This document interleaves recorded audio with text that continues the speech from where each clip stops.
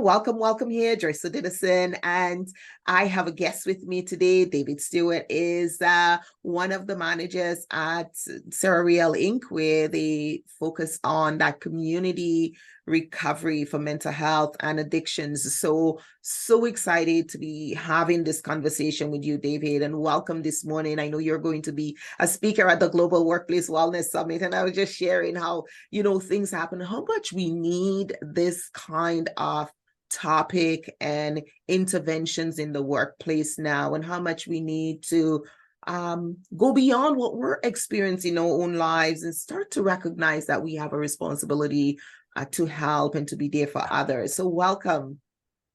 Thank you. Thank you very much, Joyce. Thank you for inviting me today and for inviting me to speak at the summit and be a part of the panel discussion. So I really appreciate that. And I couldn't agree more. There is just the culture that surrounds us today, and especially in the workplace, is something where, we spend a lot of our lives at our workplace, and we're asked to be sort of part of that family of that organization. And so as family, they should be able to be open to listening to our stuff and what's going on for us so that they can be as helpful as possible. It helps me do my job when my employer is understanding of what's going on in my life. So, yeah. There is also a school of thought that says your work people, your colleagues and your boss is not your family. So there is still a level of decorum that's expected. And there is a fine line between showing compassion and care for your employees and when you start becoming their nurses or their therapists, right? Absolutely. And so there is that balance. As more employees struggle with mental health and more crisis and pressure happen and more people struggle with their own well-being, we start to see the need for managers and leaders to be more to more people. What would you say to them right now? Well, I would say that we have to be resourceful as managers and leaders. We cannot be our employees' therapist. So we can listen to the problems that are happening, and we can help them find the help that they need somewhere outside of the workplace. The workplace is not a therapy session.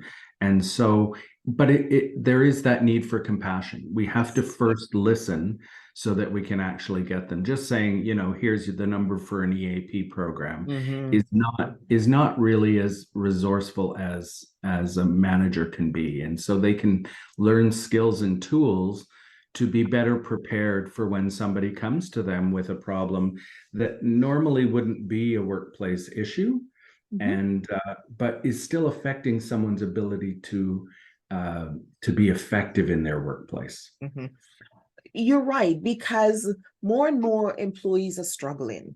We have people have accidents, there's financial pressures, there is all kinds of struggles that are happening, childcare issues. There are a lot more workplace distension right now. I know some of our big clients, they've had strikes or they've had notice of strikes. They've had, people are on the picket line. Since the pandemic and as we're getting out, we see a lot more dissatisfaction from employees. We've had the huge mass resignation and we've had quiet quitting, and we see that undercurrent that's happening as leaders that are looking to motivate their team, because all organizations need people.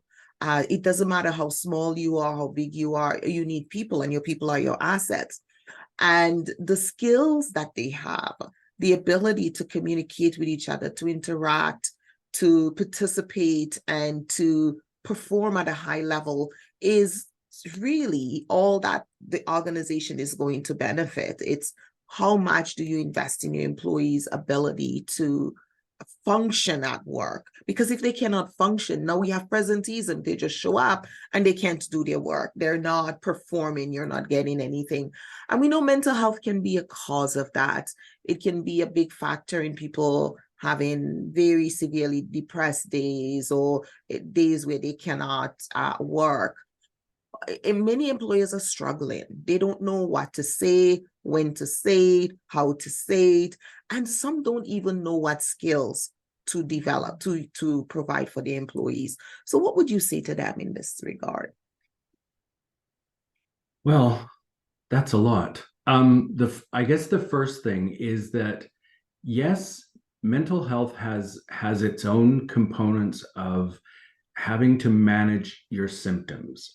However, there are contributing factors in the workplace that can negatively or positively affect someone's level of mental wellness. Yes. So feeling like my workplace is inclusive lessens that. Feeling like my workplace hears my voice lessens that. Feeling like my workplace honors and values the work that I do, that they train me where I have deficiencies in skill development, where they look at my commitment and they honor it by providing career counseling, by providing additional training, by providing incentives, sometimes monetary, but sometimes non-monetary.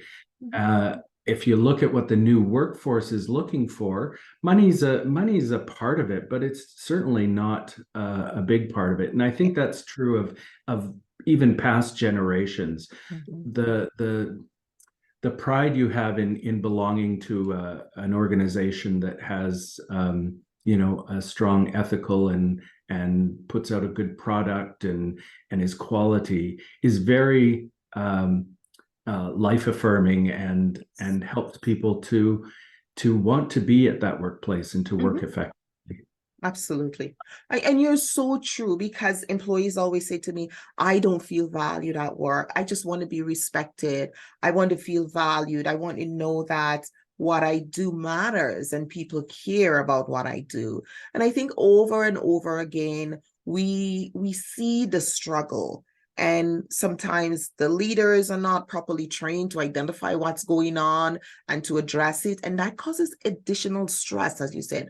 The workplace issues that are going on causes additional stress.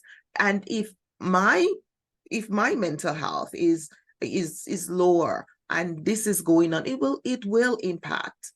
And when I'm not getting on with my coworkers, or I'm not having the resources I need to do the work that I do, or like the training or the tools or whatever support we need. And that is so important for organizations to learn about, ensuring that people at work are equipped with the tools they need to develop. And I love that you're showing how they can actually respond to that. One of the things that we do at Interpersonal Wellness Services, and we're talking more about, is our well-being intelligence curriculum, because the curriculum is based on the 12 dimensions of well-being, but it's also based around the 9 dimensions of well-being, but 12 competencies that are foundational to the 9 dimensions. So we're starting to actually say, let's not just talk about it anymore, because competencies can be measured, they can be trained, people can develop competency, they can be observed, and they can continue to grow, and they can be learned through coaching, through teaching, through training, and we can build in activities. Because so long, organizations started investing in wellness programs at least 20 years ago, if not more. But there's always been a part of that push to give employees more and to help them, because work can be a big, significant stressor in people's lives. And when they don't have those tools, they start burning out, and they start wearing out, and they start becoming overwhelmed, and everything else happens. And I was, talking earlier about the compassion fatigue we see. I don't care anymore. It's not happening. I will just barely do my work. I will just show up, right, and just be here. And those are not necessarily the cause. Mental health is not the cause. The issues are underlying, and they can aggravate mental health. And I want you to Yes. talk a little bit about the aggravation of mental health, because a lot of times people don't understand that we all have mental health. And some days it can be really good, and some days it can be off balance. And then there is mental illness and disease where, it can get to the point where we become, disease or have an illness that's in crisis. And the struggle often is understanding the difference between the two and how to operate within those two worlds. Absolutely. So we always put them on like an X and a Y axis. The Y, or the horizontal axis, is mental illness, and it's a continuum from severe mental illness to managing our mental illness. So the diagnosis doesn't necessarily go away, but it's to the level of how drastically our symptoms might be affecting us at one point, as opposed to how well we're managing with that. So, for instance, I struggle with anxiety, but I have tools, I have the stuff that I need in order to manage my anxiety, so that my anxiety doesn't really affect my workplace. But on the x-axis, the vertical, is my mental wellness. So I can do things to enhance my mental wellness. When you drive to work in the morning and you get a flat tire, that's going to put your mental wellness on a bit of a downswing for the rest of the day. It can affect every interaction and every interpersonal communication that you have. So we need to start building up our mental wellness, and that way we can, even with poor symptoms in our mental illness, we can still maintain a good level of mental wellness. And we call that whole thing our mental health. And we talk about everybody has a mental health. So whether or not you have a mental illness or not, you have mental wellness on a continuum, and that can affect your mental health. And in saying that, what you were talking about, how all of those these things are affecting us and compounding in the workplace, it affects the organization's outcomes, and that's what leaders have to remember. So, for instance, you saw an orderly with an attitude, and that reflects on the hospital that you were at. To have seen that and think, I'm not getting the best care I have, maybe this isn't the best hospital to be at.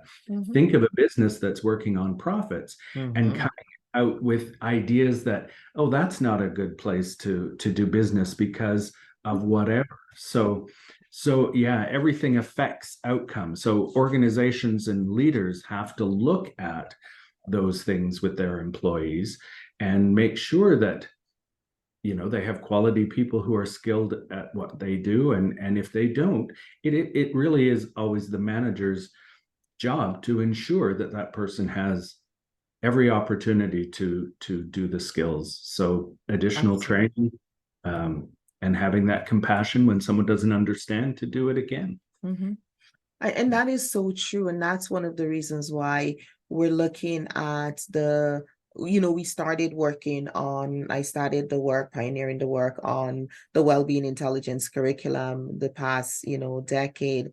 Because what we were seeing is that wellness at work was, we have a committee over there who does wellness at work. And those people, the runners or the readers or the people who go for a walk or those who do yoga. And it's never, ever become part of the fabric of the organization. There is no template to make well-being something that if I don't elect for it, I didn't sign up for that well-being yoga class, so I guess I don't get anything on wellness in my organization. It just doesn't make sense at this stage with the struggles that we're having, the things that leaders are grappling with, for there to be an investment. And statistically, about 45 to 50% of organizations have actually invested in some kind of wellness program. Yet only 20% of the employees are participating in those programs. And I'm like, that's a huge gap. What do we do? And so one of the things that we've been doing at IWS is creating this curriculum so the competencies can be embedded in sales training, can be embedded in leadership training, can be embedded in every aspect of the fabric of the organization or enterprise. So the fact that you work here, you will benefit from well-being, because studies show us, there's a research that came out, and it showed there were two groups of cleaners in the hotels. And one group was told, oh, do you know what you do is exercise, and all that hard work, you're burning calories, and and the other group was just told, continue on.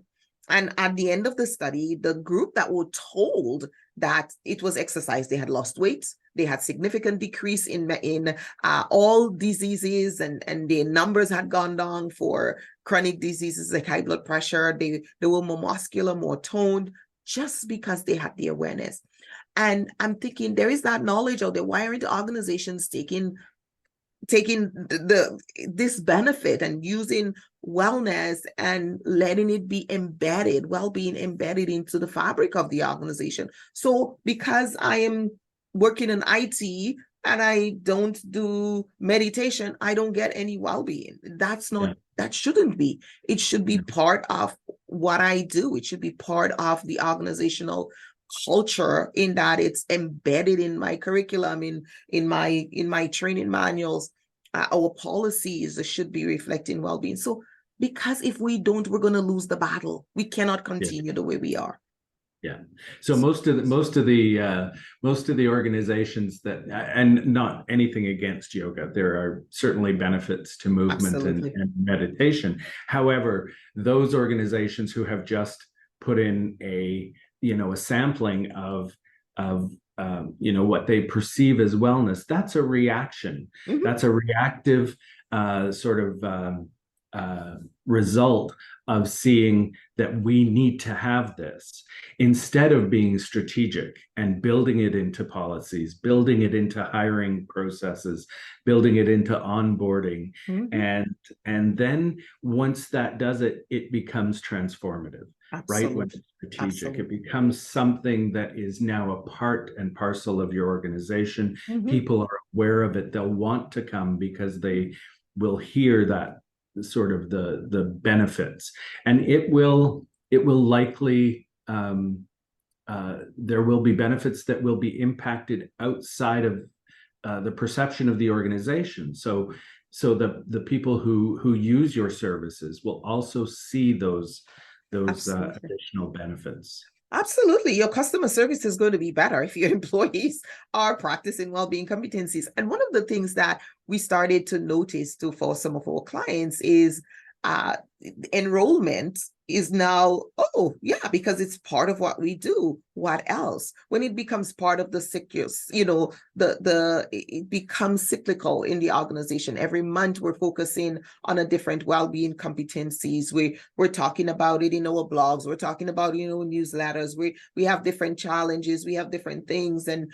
it's not all nutrition, and well-being is far beyond just nutrition and exercise. And so we're losing a whole bunch of people when we focus just on nutrition and exercise, and the crisis is overflowing, and so we're in crisis of diseases upon diseases, and we just cannot continue. We cannot afford to continue like that as a society. It's affecting us as taxpayers. It's affecting our medical system. Is not equipped for the level of diseases and illnesses that are happening at every age group in our society. When hospitals were created, it usually was for people who had accidents and the older people as they degenerated.